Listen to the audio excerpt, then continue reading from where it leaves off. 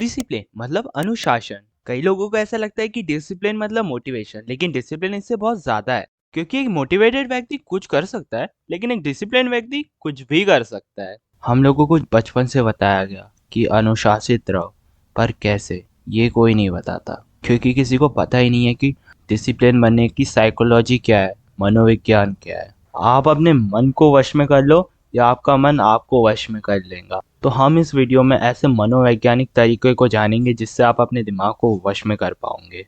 तो सबसे पहले हम बात करते हैं कि सेल्फ डिसिप्लिन होता क्या है। तो चलो गूगल से पूछते हैं। Hey Google, what is self discipline? Meaning of self-discipline. The ability to make yourself do something difficult or unpleasant. बिल्कुल सही। मतलब कि वो काम को करना जो काम बहुत मुश्किल हो या फिर करने में बिल्कुल मजा ना आए, तो उसको हम सेल्फ डिसिप्लिन बोलते हैं। फॉर एग्जाम्पल, पढ़ाई। पढ़ ले साले, फेल हो जाएगा, पढ़ ले। 15 मिनट रील देखूंगा फिर पढ़ूंगा। अबे पढ़ ले भाई।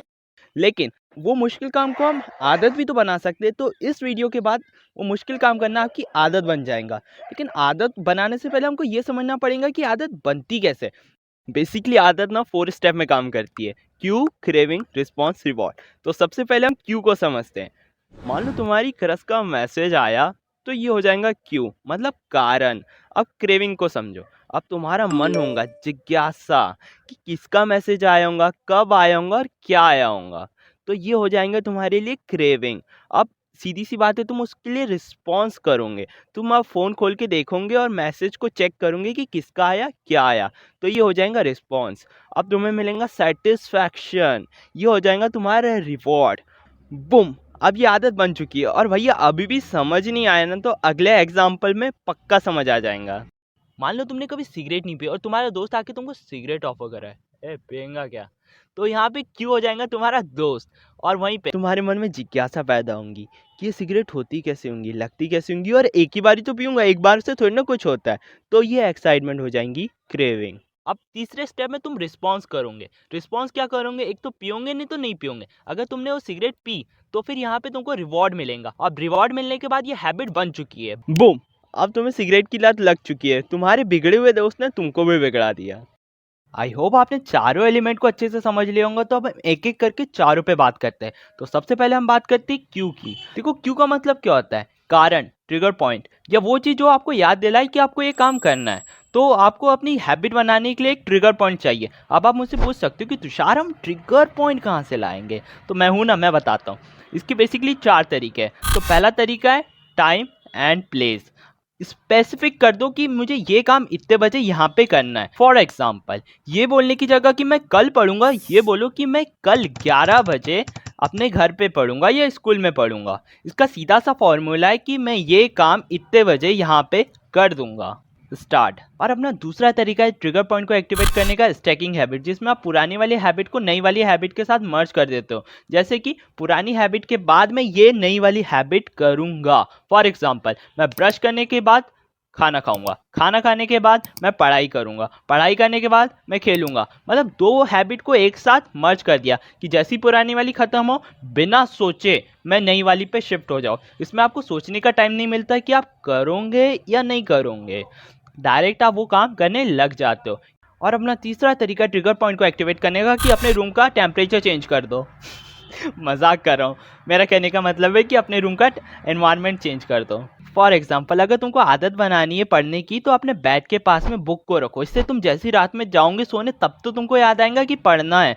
और अगर तुमको हेल्दी फूड खाने की आदत बनानी है, तो अपने फ्रिज के अंदर हेल्दी सब्जियां, हेल्दी फ्रूट रखो। और ऐसा नहीं कि ये तरीका सिर्फ हैबिट बनाने के काम आता है। अगर आपको कोई गंदी आदत है तो आप इससे तोड़ भी सकते हो। फॉर एग्जाम्पल, अगर आपको जंक फूड खाने की आदत है तो जंक फूड को फ्रिज में तो बिल्कुल मत रखो। अगर आपको सिगरेट पीने की आदत है तो जेब में तो बिल्कुल मत रखो, क्योंकि तुम जैसे ही उसको देखोगे वैसे ही तुम्हारा खाने का मन होगा। जो चीज़ जितनी ज़्यादा पास रहती है, अपने को उतने ज़्यादा उसकी तरफ अट्रैक्ट करती है। तो उस चीज़ को बहुत दूर रखो। और अपना अगला तरीका है ट्रिगर पॉइंट को एक्टिवेट करने का। इसको मैं मास्टर तरीका बोलता हूँ। बस कोई भी काम करना है तो 1 2 3 तक के काउंट करो और एक्शन ले लो। That's it. पढ़ाई करना है, 1 2 3 और पढ़ने लग गए। That's it, finish. तो अपन हैबिट लूप की अगली स्टेप की बात करते हैं, क्रेविंग की। क्रेविंग का मतलब ये होता है कि हैबिट अट्रैक्टिव दिखनी चाहिए। याद करिए, आपने म्यूज़िक इसलिए नहीं सुना था क्योंकि म्यूज़िक आपको सुनना था, आपने म्यूज़िक इसलिए सुना था क्योंकि आपको पता था कि म्यूज़िक सुनने में मुझे मज़ा आएगा। ड्रग्स इसलिए लोग नहीं लेते क्योंकि उनको ड्रग्स लेना रहता है, वो लोग इसलिए लेते हैं क्योंकि उनको पता रहता है कि ड्रग्स लेने के बाद मुझे मज़ा आएगा, नशा होगा। तो अब आपको आदत को ना अट्रैक्टिव बनाना पड़ेगा। तो अब आप मुझसे पूछ सकते हो कि तुषार, हम आदत को अट्रैक्टिव बनाएंगे कैसे, उस हैबिट को अट्रैक्टिव बनाएंगे कैसे? तो ये करने के दो तरीके हैं। पहला, हैबिट बंडलिंग, जिसमें आप क्या करते हो कि पुरानी हैबिट जिसको करने में आपको मज़ा आ रहा है और नई हैबिट जो आपको करना है उसको आपस में कंबाइन कर देते हो।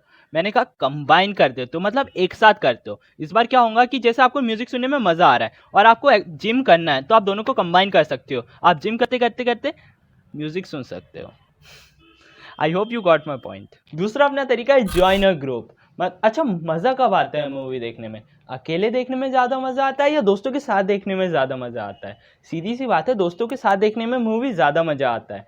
तो आपको ऐसे लोगों को ढूंढना है जो आपकी हैबिट से सेम इंटरेस्ट रखते हो। फॉर एग्जाम्पल, अगर आपको वीडियो एडिटिंग सीखना है तो आपको ऐसे लोगों को देखना पड़ेगा जिसको पहले से वीडियो एडिटिंग आती है। अगर आपको ग्राफिक डिज़ाइनिंग सीखनी है तो आपको ऐसे लोगों को ढूंढना पड़ेगा जिसको इंटरेस्ट है ग्राफिक डिज़ाइनिंग में। मतलब ऐसे दोस्त बनाओ जो आपकी हैबिट से रिलेटेड हो, जो आपके साथ वो काम कर सके। वैसे भी संगत बहुत कुछ बदल देती है। देखो, अब हम बात करेंगे रिस्पॉन्स की। तुम्हारे साथ होता ये है कि जहाँ पे तुम रिस्पॉन्स करना नहीं चाहते हो वहाँ पे कर देते हो, और जहाँ पे करना चाहते हो वहाँ पे कर नहीं पाते हो। और अब तुम ये चाहते हो कि मैं अच्छी आदत पे रिस्पॉन्स करूँ और बुरी आदत पे रिस्पॉन्स ना करूँ। सही पकड़े। देखो, इसके लिए तुम क्या कर सकते हो कि फ्रिक्शन को इंक्रीज कर सकते हो। अब फ्रिक्शन मतलब ये होता है कि कोई भी चीज़ करने में कितनी मेहनत लग रही है। मेरे कहने का मतलब ये है कि अगर तुमको मोबाइल बार बार चलाने की आदत होगी ना, तो उसमें बहुत लंबा पासवर्ड रख दो। इसमें क्या होगा कि तुम बार बार पासवर्ड डालोगे तो तुमको इरिटेट होने लग जाएगा और तुम मोबाइल को खोलना कम कर दोगे। और वैसे ही अगर तुमको पढ़ाई करना है और मोबाइल में बार बार तुम्हारा मन लग रहा है, तो मोबाइल को दूसरे कमरे में रखो। अब तुम लोग बोलोगे मोबाइल का ही दुश्मन है। नहीं भाई, मोबाइल तुम्हारा दुश्मन है। अच्छा, मार्केट में जब टिकटॉक शुरू में आया था ना, तभी से लोग टिकटॉक को बहुत ज्यादा यूज करने लग गए थे। पर ऐसा क्यों? अगर आपको नॉर्मली कोई भी सोशल मीडिया ऐप को चलाना है तो आपको अकाउंट बनाना पड़ेगा, लोगों को फॉलो करना पड़ेगा, अनफॉलो करना पड़ेगा, फ्रेंड रिक्वेस्ट भेजनी पड़ेगी। पर यहाँ पे ऐसा कुछ नहीं हो रहा था। लोग डायरेक्ट ऐप को खोल रहे थे और कंटेंट को देख रहे थे। यानी कि इन लोगों ने फ्रिक्शन को पूरी तरीके से कम कर दिया, रिड्यूस कर दिया। अब देखो, दूसरी वेबसाइट पे क्या होता है कि अगर एक वीडियो देख लो तो दूसरी वीडियो को अपन को चूज करना पड़ता है कि अब कौन सी देखे। पर टिकटॉक पे ऐसा कुछ नहीं था। आप जैसे ही स्वाइप अप करते हो आपको दूसरी वीडियो देखना स्टार्ट हो जाती है, फिर आप स्वाइप अप करोगे फिर आपको दूसरी वीडियो देखना स्टार्ट हो जाएंगी। और पता है, इन लोगों ने ना सिर्फ फ्रिक्शन को रिड्यूस किया बल्कि जहाँ पे फ्रिक्शन को इंक्रीज करना था वहाँ पे इंक्रीज भी किया। जैसे कि अब आपने बहुत सारी वीडियो देख ली, अब आप ऐप को बंद करना चाहते हो तो यहाँ पे आप एक बार बटन दबा के बाहर नहीं आओगे, आपको 2-3 बार दबाना पड़ेगा, तब जाके आप बाहर आओगे। मेरे हिसाब से अब आपको समझ आ गया होगा कि कहाँ पे फ्रिक्शन को इंक्रीज करना है और कहाँ पे रिड्यूस करना है।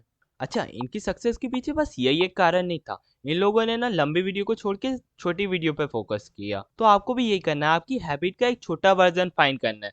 जो काम आपको 2 घंटे में करना है वो काम आप 10 मिनट में भी कर सकते हो। फॉर एग्जाम्पल, जरूरी नहीं है कि आप 2 घंटा एक्सरसाइज करो, लेकिन 2 मिनट तो कर ही सकते हो। इससे आपके दिमाग को ये सिग्नल जाता है कि 2 मिनट ही तो करना है, मैं कर लेता हूँ। और 2 मिनट से आप 2 घंटे कब करने लग जाओगे आपको पता भी नहीं चलेगा। अब तुम फ्रिक्शन हटा के पढ़ने बैठ गए लेकिन पढ़ नहीं पा रहे हो, तो क्या करे उसको समझो। लेकिन उसे समझने से पहले आप ये वीडियो देखो और मुझे बताना कि व्हाइट शर्ट वाली टीम बॉल को कितने बार पास करती है। मेरी गारंटी आप इसका जवाब गलत ही दोगे।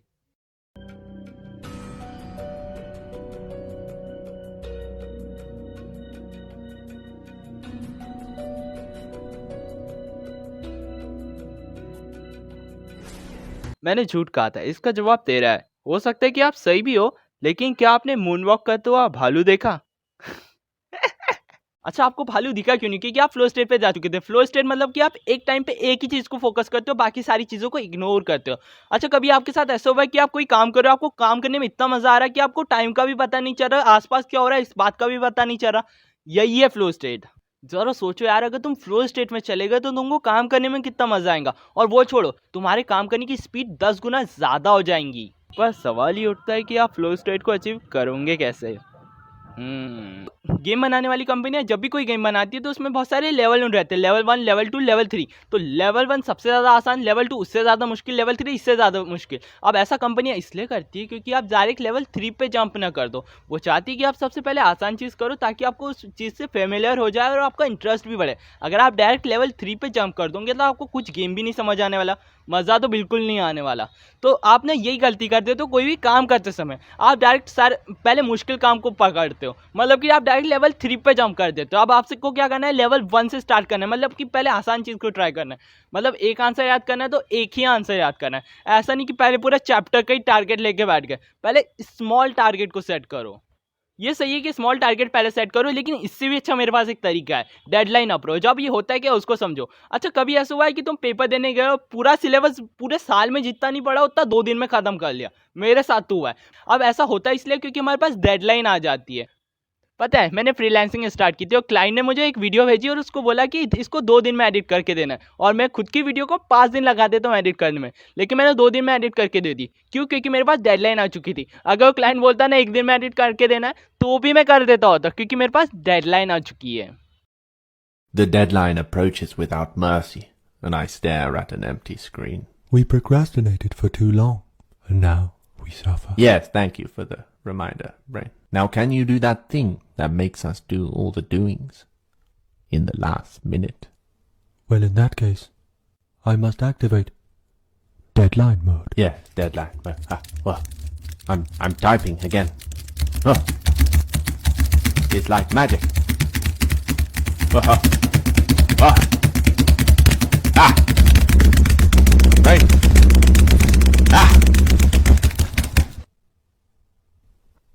Deadline mode saves us once. देखो, अब हम हैबिट लूप की अगले स्टेप की बात करेंगे, रिवॉर्ड की। हर कोई हर काम में रिवॉर्ड के लिए कर रहा है। चोर चोरी पैसों के लिए कर रहा है, स्टूडेंट पढ़ाई रिजल्ट के लिए कर रहा है। हमने शुरू में 3 एलिमेंट की बात की थी, क्यू, क्रेविंग, रिस्पॉन्स। ये आपको कोई भी आदत करने में मदद करेंगे, लेकिन आप इसको रिपीट कब करोगे, जब आपको रिवॉर्ड मिलेगा। अगर हमारे दिमाग को कोई भी काम करने में रिवॉर्ड मिलता है तो वो ये सोचता है कि इसको करने में तो बहुत अच्छा लगा यार, एक बार फिर करते हैं। और जब भी हमें कोई काम करते समय इमीडिएटली रिवॉर्ड मिलता है तो हम उसे रिपीट करते हैं, पर अगर हमें इमीडिएटली पनिशमेंट मिलती है तो हम उसे करना अवॉइड करते हैं।